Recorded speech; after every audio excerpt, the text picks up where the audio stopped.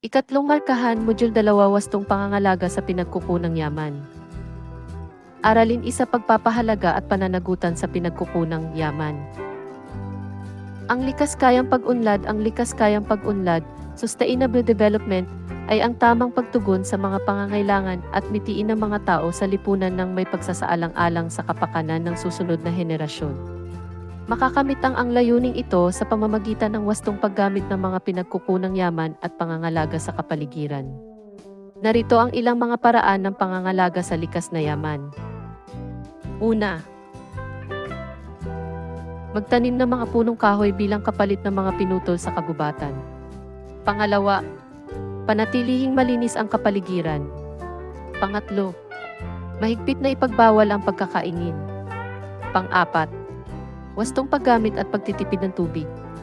Pang-lima, pangalagaan ng mga anyong tubig sa paligid. Pang-anim, matutuhan ng simple at responsableng paggamit ng mga material na bagay.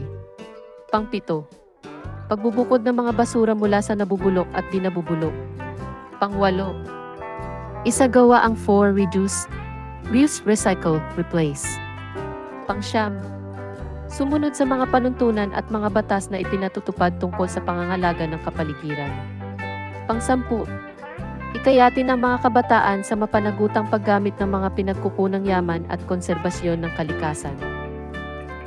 Matatamasa ang tunay na likas kayang pag-unlad sa pamamagitan ng mga pagpapahalaga at pagiging mapanagutan sa paggamit ng mga pinagkukunang yaman.